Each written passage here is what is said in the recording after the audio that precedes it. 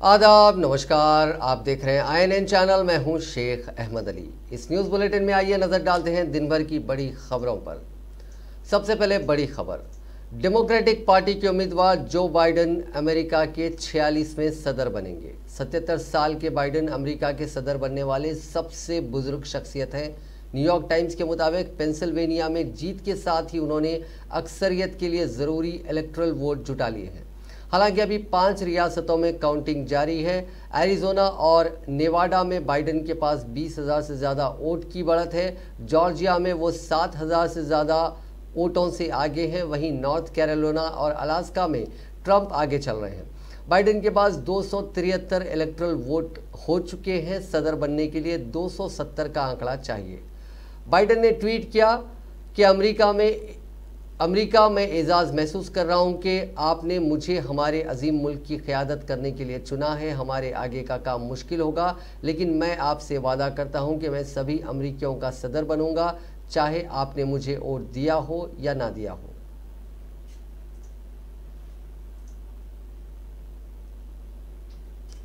अब बात तेलंगाना की।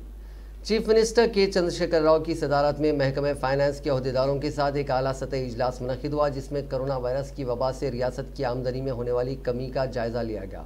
इस मौके पर महकमे फाइनेंस के अहदेदारों ने चीफ मिनिस्टर को बताया कि कोरोना वायरस की वबा से माली साल 2020-21 में रियासत को 52,750 करोड़ रुपये हासिल होने वाली आमदनी में कमी हुई है।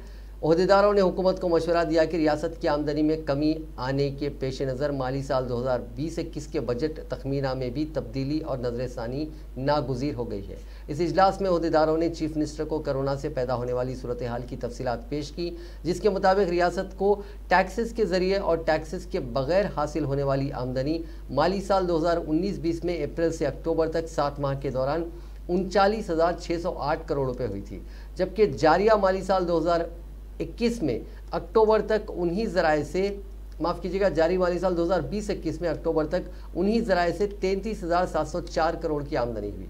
ओहदेदारों ने बताया कि रियासत की आमदनी की शरह में 15% के इजाफे का अंदाज़ा लगाते हुए माली साल 2020-21 का बजट एस्टीमेट तैयार किया गया था, लेकिन कोरोना वायरस की वजह से 15% शरह तरक्की में इजाफा नहीं हुआ और गुज़िश्ता साल हुई आमदनी से भी इस साल कम आमदनी हुई। ओहदेदारों ने बताया कि जारिया माली साल रियासत को टैक्सेस और नॉन टैक्सेस के जरिए 67,606 करोड़ रुपए का बजट तैयार किया गया था, लेकिन सिर्फ 33,704 करोड़ रुपए इस साल आमदनी हुई है, जिसके नतीजे में 33,904 करोड़ रुपए की आमदनी में कमी हो गई। रियासत से मरकज़ को रवाना किए जाने वाले टैक्सेस की रकम और रियासत को मरकज़ से हासिल होने वाले शेयर्स में भी भारी कमी हुई है।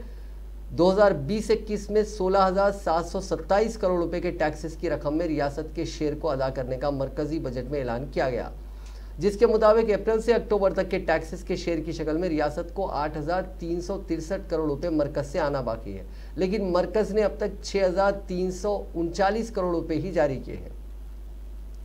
टैक्सेस के शेयर में अब तक 2,025 करोड़ रुपए की कमी हुई है। जारिया माली साल के अख्तिताम तक 16,727 करोड़ रुपए में मरकज़ की जानिब से सिर्फ 11,898 करोड़ रुपए मौसूल होने के इम्कानात हैं, जिसके बाद मरकज़ के टैक्स शेयर में 4,829 करोड़ रुपए की कमी हो सकती है।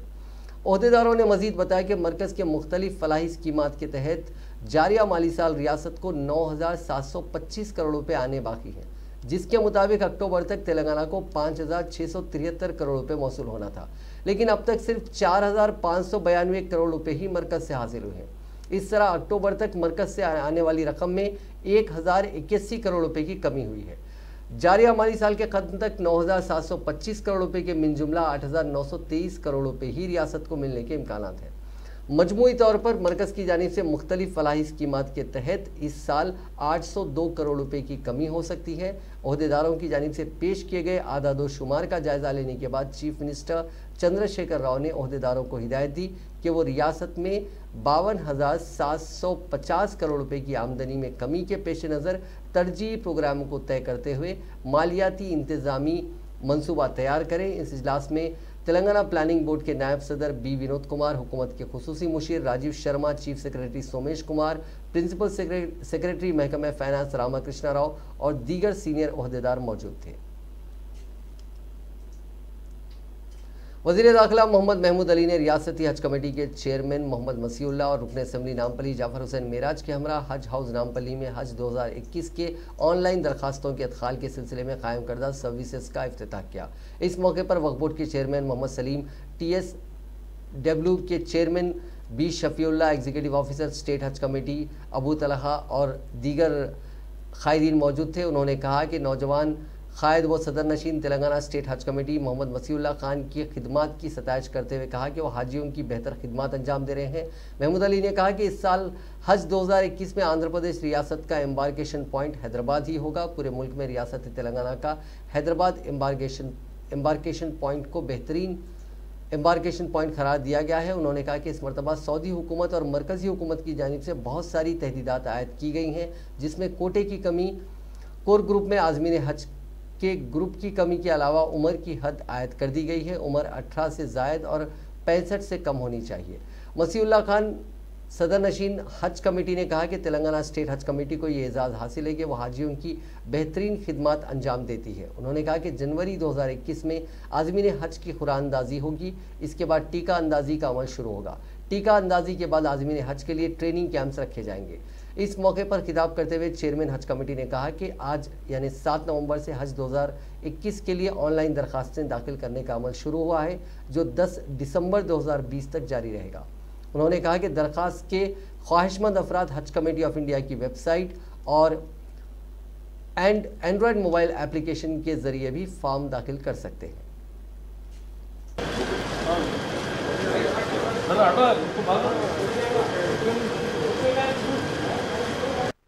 भाई जहाँ मस्जिद रहेंगे वहीं बनेंगे और फाउंडेशन एक साथ आ देंगे। तो अभी अल्लाह ताला के हिसाब से रेट होगा, डेफिनेट वो कर देंगे। सही वो तो जितना हो सके हमारे हाथों को जो वहाँ पर अकोमोडेशन का है, शायद ग्रुप वाइज तो नहीं ले रहे, एक ही जगह का ऐसी जगह ही ले रहे हैं। अभी चूँकि वहाँ पर भी कोरोना का काफ़ी खौफ है और अभी लोगों में भी ये बात आ रही है, कोई सेकंड टेस्ट करता है, कोई आगे थर्ड टेस्ट करता है। तो जितना हो सके हमारे भाइयों बहनों से गुजारिश है, एहतियात करना ज़रूरी है।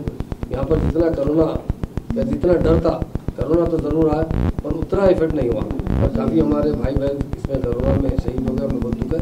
मगर फिर भी हम कोरोना से जितना हो सके एहतियात करना बहुत ज़रूरी है। मैं तमाम भाइयों से, खासतौर से मैं मुस्लिम भाइयों से कहता हूँ, ये जो भी मास्क लगा रहे हैं बहुत कम तादाद में लगा रहे हैं। दावतों में देख रहा हूँ मैं, एक आदमी कल मैं दावत में गया था तो नौशाद एक लगाए हुए थे और उसके बाद दूसरा मैं लगा हुआ था, बाकी पूरे कोई इस्तेमाल ही नहीं कर रहे। तो खासतौर से प्रोटेक्शन मैं फ़ोन पे बोल दिया था, जब रुका दिए तो नौशाद को ज़रूर लगाइए, तो मैं आरो बोल के नौशाद को लगा दिए थे। मैं बोला एहतियात करना था। इसलिए हाजी भाइयों से भी मेरी गुजारिश है कि आपकी सेहत अच्छी रखिए, ताकि जाने से पहले जो भी वैक्सीन है लीजिए, और हो सकता है और भी टेस्ट ज़रूरत नहीं तो क्या सऊदी अरब के जो इंस्ट्रक्शन आएंगे उसको फॉलो करेंगे। पर जो हजरात इंशाल्लाह एप्लीकेशन दे रहे दीजिए, जिसका भी नाम सेलेक्ट होगा। वज़ीर बल्दी नज़्म व नस्क KT रामाराव ने जीडी मेटला में इमारतों के तामीरी मलबे की रीसाइक्लिंग करने के प्लांट का इफ्तिताह किया। इस मौके पर वज़ीर लेबर मल्ला रेड्डी भी मौजूद थे। बाद अज़ा मुनक़िदा तक़रीब से खिताब करते हुए KTR ने कहा कि रियासत में जल्द ही वेस्ट मैनेजमेंट पॉलिसी का ऐलान किया जाएगा। उन्होंने कहा कि दीगर शोबेजात की तरह Telangana clean technology processing and utility में सरे फहरिस्त रहेगा। उन्होंने कहा कि आवाम को घर की दहलीज पर तामीराती मलबे की उसूली के लिए टोल फ्री नंबर 1800 1200 72659 मुतारिफ किया गया है। तामीराती मलबे को देने के लिए इस नंबर पर रब्त पैदा किया जा सकता है। उन्होंने कहा कि राम की एवेन्यू और इंजीनियर्स लिमिटेड की जानिब से मामूली चार्जेस वसूल करते हुए इस मलबे को कबूल करेंगे। KTR ने कहा कि इस प्लांट में रिसर्च एंड डेवलपमेंट का काम भी होगा। 10 करोड़ की लागत से कंस्ट्रक्शन एंड डिमोलिशिंग के इस प्लांट को तैयार किया गया है। इस प्लांट में रेत, कंकर और मुख्तलिफ साइजेस के दीगर मलबे को रिसाइकलिंग किया जाएगा और उसे काबिल इस्तेमाल बनाया जाएगा। फ़ी घंटा 50 टन तामीराती मलबे को इस प्लांट में अलग किया जाएगा। फ़ी टन मलबे की सफाई के लिए 324 रुपये रकम मुकर्रर की गई है। उन्होंने कहा कि रोज़ाना 500 मीट्रिक टन मलबे की सफाई और इस प्लांट के ज़रिए होगी। ये प्लांट जीडी मेटला में 15 एकड़ 4 इंडस्ट्रियल कॉरिडोर फेस पर मुश्तमिल है। जीएचएमसी की जानिब से अराजी फराहम की गई है और राम की कंपनी ने इस प्लांट को कायम किया है। शहर में इमारतों को मुनज़्ज़म करने से बरामद होने वाला मलबा मरम्मती कामों और सड़कों की खुदवाई से हासिल होने वाले मलबे को मुकर्ररा फीस को वसूल करते हुए इस प्लांट को मुंतकिल किया जाता है।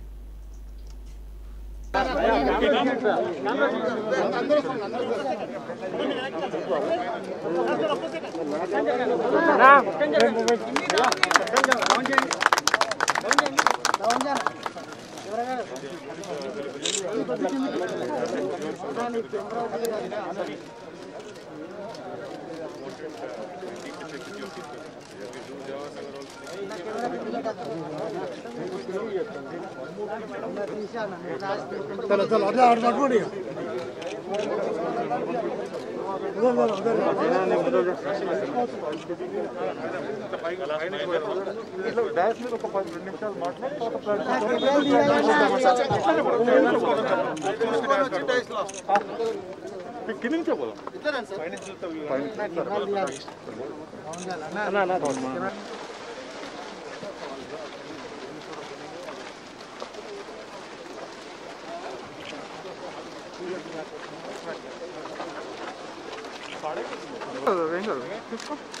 దూరం ముందు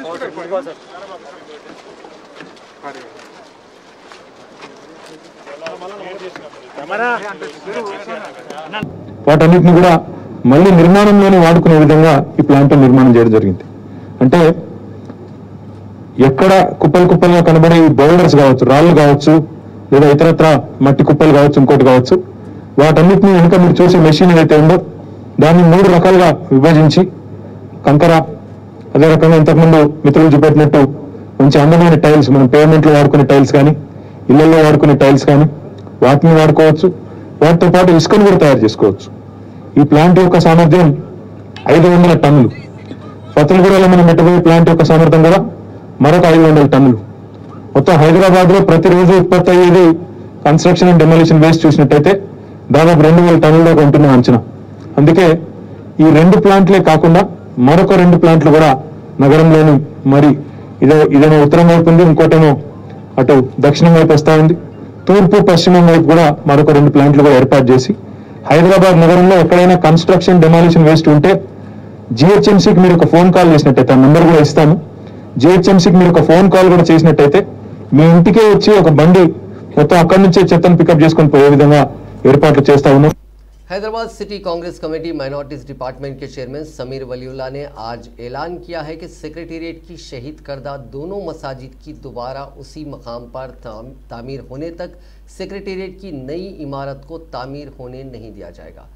समीर वलीउल्लाह ने आज एक सहाफ़ती बयान जारी करते हुए मुतालबा किया कि वज़ीर आला चंद्रशेखर राव रियासत की दोनों मसाजिद और एक मंदिर को दोबारा उसी मकाम पर तामीर करने के अपने वादे को फौरी पूरा करें। उन्होंने याद दहानी करवाई कि वज़ीर आला ने असेंबली में 9 सितंबर को बयान दिया था कि वो विंटर सेशन के अख्तिताम के फौरी बाद दोनों मसाजिद, एक मंदिर और एक चर्च का संगे बुनियाद रखेंगे। हालांकि 15 सितंबर को असेंबली का इजलास ख़त्म हो गया, लेकिन करीब 2 महीने बाद भी वज़ीर आला ने अपना वादा पूरा नहीं किया। उन्होंने कहा कि नए सेक्रेटेरिएट की तामीर का काम गुजरात की एक कंपनी शाहपुरजी पलोंजी ग्रुप को सौंपा गया।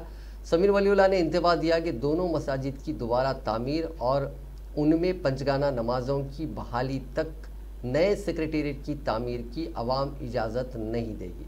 कांग्रेस कायद ने एमआईएम सदर असदुद्दीन अवैसी पर भी शदीद तनकीद की और कहा कि 8 और 9 जुलाई की दरमियानी शब जब सेक्रेटेरिएट की दोनों मसाजिद शहीद कर दी गई थी, उस वक्त रियासत के मुख्तलिफ इलाक़ों में एहतजाज शुरू किया गया था, लेकिन उस एहतजाज को कमज़ोर करने असदुद्दीन अवैसी ने मजहबी कायदीन के एक वफद को लेकर प्रगति भवन पहुँचे और फिर एक प्रेस कॉन्फ्रेंस में ऐलान किया कि वज़ीर आला ने दोनों मसाजिद की दोबारा वहीं तामीर के लिए रजामंदी जाहिर की है। समीर वलीउल्लाह ने कहा कि वो सेक्रेटेरिएट के अहाते में मस्जिद मुतमदी और मस्जिद हाशमी के मकाम पर नमाज जुमा अदा करेंगे। उन्होंने सभी मुसलमानों से अपील की है कि वो भी अगली नमाज जुमा सेक्रेटेरिएट के अहाते में अदा करें। रियासती इलेक्शन कमिश्नर पार्था सारथी ने कहा है कि इंतखाबी ड्यूटी पर मामूर होने वाले ओहदेदारों को पुलिस ओहदेदारों के साथ तालमेल ज़रूरी होता है। उस वक्त ही इंतखाबी अमल को बेहतर अंदाज में अंजाम दिया जा सकता है। उन्होंने आज इलेक्शन कमिश्नर के दफ्तर में पुलिस के आला अहदेदारों के साथ जायजा इजलास मुनक्किद किया। इस मौके पर खिताब करते हुए पार्था सारथी ने कहा कि ग्रेटर हैदराबाद म्यूनसिपल कॉर्पोरेशन के हुदूद में 150 वार्ड्स और 4 अजला आते हैं। GHMC 6 जोन्स और 30 सर्कल पर मुश्तमिल है, जिसमें तकरीबन 77 लाख वोटर्स हैं और 8000 से ज़्यादा पोलिंग स्टेशन हैं।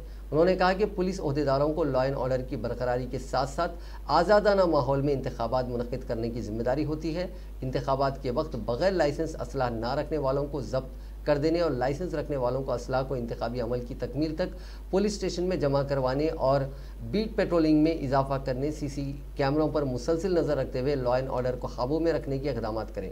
लॉ एंड ऑर्डर को ख़राब करने की कोशिश करने वालों के खिलाफ सख्त कार्रवाई की जाए। उन्होंने पुलिस ओहदेदारों को मशवरा दिया कि वो रेवेन्यू और बल्दिया के ओहदेदारों के साथ मिलकर हिस्सास और इंतहाई हिस्सास पोलिंग स्टेशनों की निशानदही करें। इंतखाबी नोटिफिकेशन की इजराई के दिन से लेकर इंतखाबी अमल की तकमील तक तमाम सर्कल्स में वहाँ की सूरत हाल को देखते हुए फ्लाइंग स्क्वाड्स, चेक पोस्ट और पुलिस पिकेट्स कायम किए जाएँ। पुलिस स्टेशनों के पास सिक्योरिटी इंतजाम तैयार करने का मशवरा दिया। लॉ एंड ऑर्डर में खतरा पैदा करने वाली ताकतों पर 24 घंटे नज़र रखने का भी उन्होंने मशवरा दिया।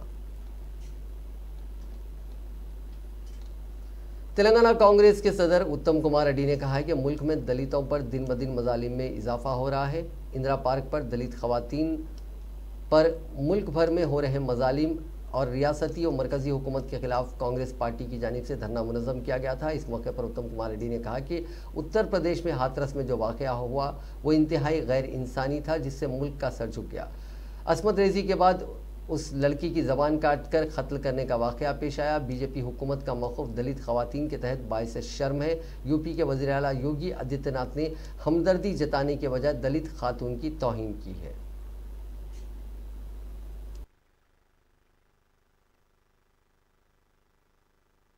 तेलंगाना में जो भी हरासमेंट ज़्यादा हुआ दलितों के ऊपर और महिलाओं के ऊपर, उसके खिलाफ Congress party as a principal opposition party लड़ने के लिए ये मीटिंग लगाया। मीटिंग में भी जो दलित और महिलाओं का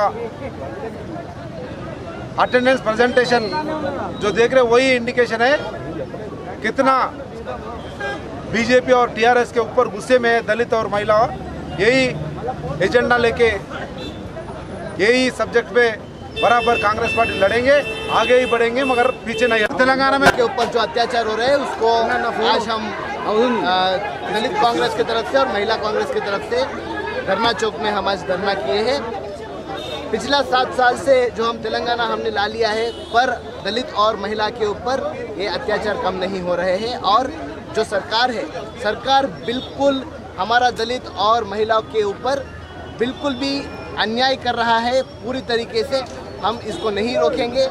हर एक जगह, हर एक ज़िले में जब पुलिस स्टेशन जाते हैं कंप्लेंट करने तो कंप्लेंट नहीं लेते हैं पुलिस वाले, क्योंकि आज ये लोग सरकार में हैं, कल हम रहेंगे।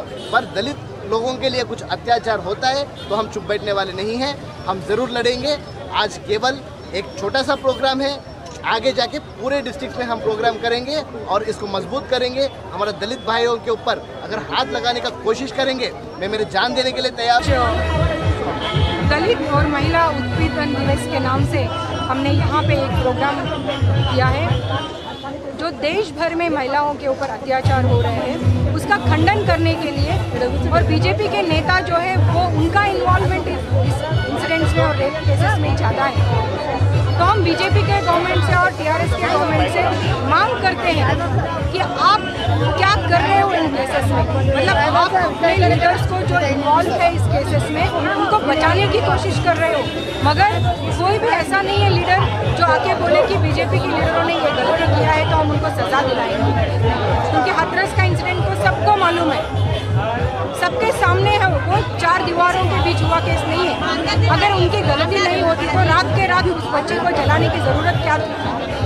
तो ऐसे सारे इंसिडेंट जितने भी बढ़ रहे हैं, जितना क्राइम रेट 6 साल में 7 साल में हुआ है, शायद ही कभी भी महिलाओं के ऊपर इस तरह के अत्याचार नहीं हुए हैं। तो हम लोग महिला कांग्रेस एक कार्यक्रम हम लेके जाएंगे और उसमें बीजेपी के लोगों को और टीआरएस के लोगों को इसको न्याय दिलाने तक हम छोड़ेंगे नहीं, बोल के हम वार्निंग देंगे।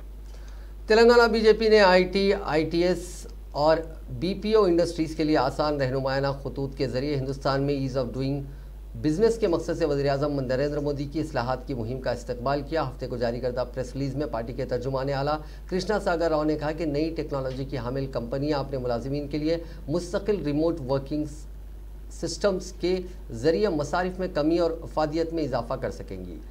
कृष्णा सागर राव ने कहा कि नई माशी सनती इस्लाहात के हवाले से हिंदुस्तान नुक्ते तसरीफ़ है।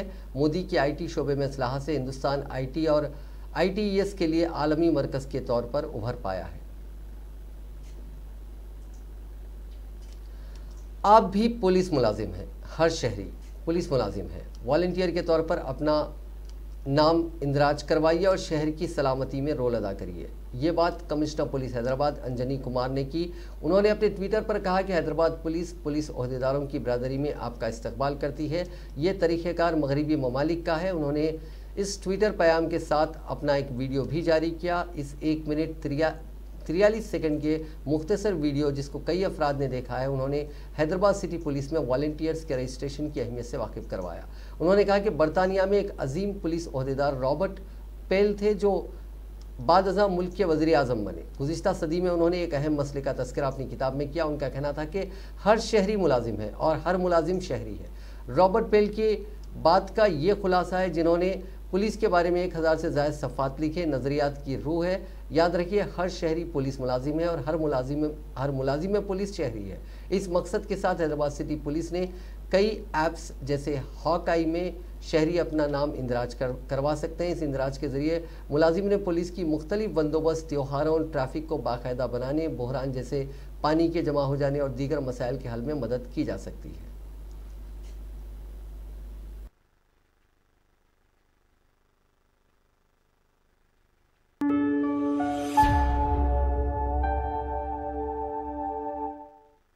Friends, there was a great policeman in England who subsequently became the Prime Minister of England also. Last century, he mentioned a very important issue. He said every citizen is a cop and every cop is a citizen. This summary of Robert Peel, who wrote more than 1000 pages about police, that is the soul of the ideas which govern police organization in various parts of the world. Remember, every citizen is a cop and every cop is a citizen. With this motive, Hyderabad City Police, under the umbrella of the applications called Hawkeye, we have a vertical in which you can register yourself with us, with Hyderabad City Police. You can be a cop. You can help us during various bandobast, festival times, traffic regulations, crises like waterlogging and other issues. Will it not be very challenging and interesting to work with the police department hand in hand, shoulder to shoulder, to help the same society to which we belong? So far, more than 11,000 people in Hyderabad city have got themselves registered in the Hawkeye as a volunteer. They are our partners, they are your brothers, they are your sisters. We work together to make your life more safe and more happy. Join us.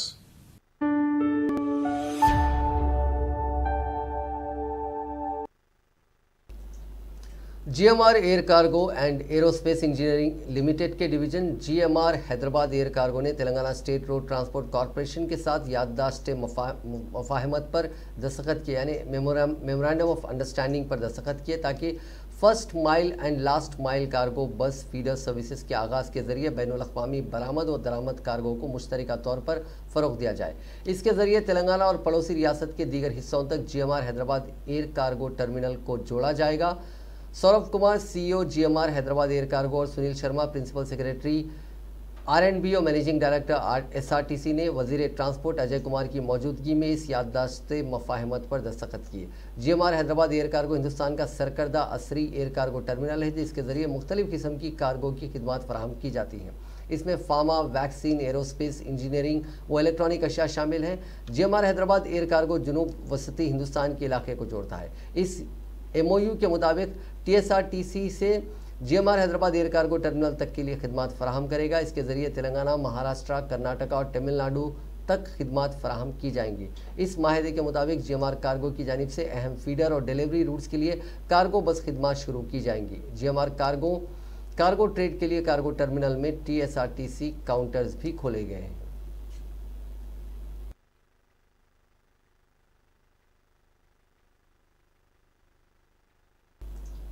Deccan cements limited ने वजीर आला के relief fund में 25 लाख रुपए का अतिया दिया। S Venkateswarlu, director works Deccan cements limited, और Aniruddh Raju, manager corporate services ने हफ्ते को 25 लाख रुपए का cheque chief secretary Somesh Kumar के हवाले किया। एक सरकारी रिलीज में यह बात बताई गई। Jayesh Ranjan, principal secretary IT, और रोनाल्ड रॉस, स्पेशल सेक्रेटरी हुकूमत तेलंगाना फाइनेंस भी इस मौके पर मौजूद थे।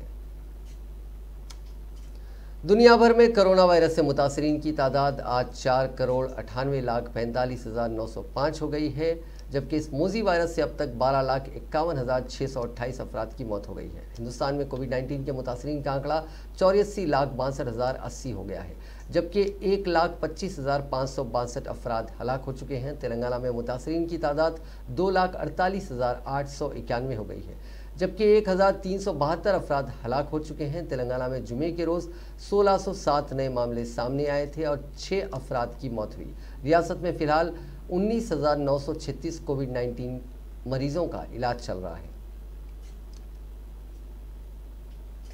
सिंगरेनी कॉलरीज कंपनी ने सिंगरेनी के वर्कर्स के लिए दीपावली के मौके पर बोनस का ऐलान किया है और इस सिलसिले में कंपनी ने बोनस के सर्कुलर को जारी कर दिया, जिसके मुताबिक 12 नवंबर से वर्कर्स को इंतजामिया की जानिब से बोनस अदा किया जाएगा।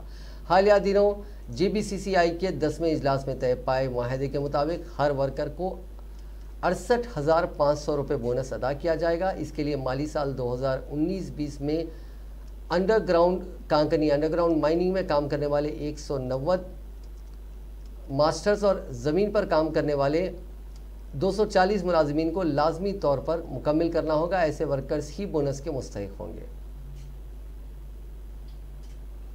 वज़ीर दाखिला मोहम्मद महमूद अली ने नेकलेस रोड पर रोड सेफ्टी से मुतालिक वर्चुअल रन का इफ्तिताह किया। ट्रैफिक पुलिस हैदराबाद की जानिब से इसका अहतमाम किया गया था। वर्चुअल रन में कमिश्नर पुलिस अंजनी कुमार और 50 पुलिस स्टेशनों का अमला भी मौजूद था। इस मौके पर मुनक़िदा तकरीब से खिताब करते हुए वज़ीर दाखिला ने कहा कि शहर हैदराबाद में दिन ब दिन आबादी में इजाफे के साथ ट्रैफिक में भी इजाफा हो रहा है। हैदराबाद पुलिस ने अपनी कारकर्दगी के जरिए मुल्क भर में अपनी एक अलहदा पहचान बनाई है। उन्होंने कहा कि ट्रैफिक पुलिस में काम करने वाले मुलाजिमीन दिन रात मेहनत करते हुए ड्यूटी अंजाम देते हैं। उनकी खिदमत नाकाबिले फरामोश है।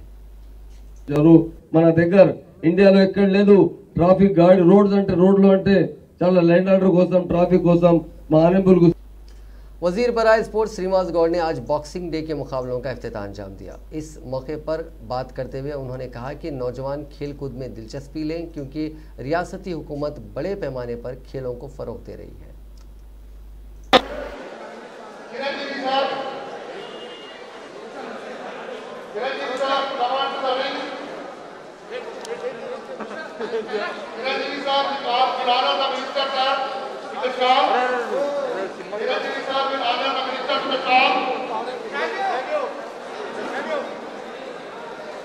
And memento will be given by Mr. Vinesh Raj, Mr. M. Vinesh Raj, to the Honorable Minister Sir.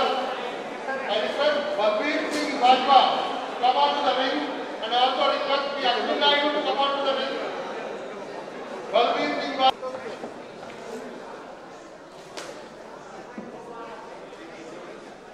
Corona తర్వాత కోవిడ్ తర్వాత మొట్టమొదటగా హైదరాబాద్లో ఇంటర్నేషనల్ బాక్సింగ్ ఛాంపియన్షిప్ను హైదరాబాద్లో మా స్పోర్ట్స్ అథారిటీ ఆధ్వర్యంలో మా ఎల్బీ స్టేడియంలో శాట్స్ ఆధ్వర్యంలో ఇలా వాళ్ళ సహకారంతో బాక్సింగ్ నడుస్తూ ఉంది. దీనికి ప్రపంచ బాక్సింగ్ కౌన్సిల్, తెలంగాణ క్రీడా ప్రాతిపదిక సంస్థలు, ప్రొఫెషనల్ బాక్సింగ్ క్లబ్ ఫైట్ ఇవన్నీ కూడా అనుమతి ఇవ్వడం జరిగింది. స్పోర్ట్స్ అనేది చాలా ఇంపార్టెంట్. ఒక స్పోర్ట్స్ మ్యాన్ తయారు కావడానికి 10, 15, 20 సంవత్సరాలు పడుతుంది ఇంటర్నేషనల్ రావడానికి. మరి కరోనా నందుకు ప్రాక్టీస్ చేసుకోలేక చాలా బాక్సర్స్ అంటేనే ఇండియాలో బాక్సింగ్ ఛాంపియన్షిప్ ఇంటర్నేషనల్ లెవెల్లో కూడా మెడల్ తెచ్చిన వాళ్ళు చాలామంది ఉన్నారు. హైదరాబాద్లో కూడా రెజ్లింగ్ బాక్సింగ్ అనేది పుట్టినిల్లు హైదరాబాద్ ఇది. नाज़रीन, इस न्यूज़ बुलेटिन में बस इतना ही। देखते रहिए INN चैनल।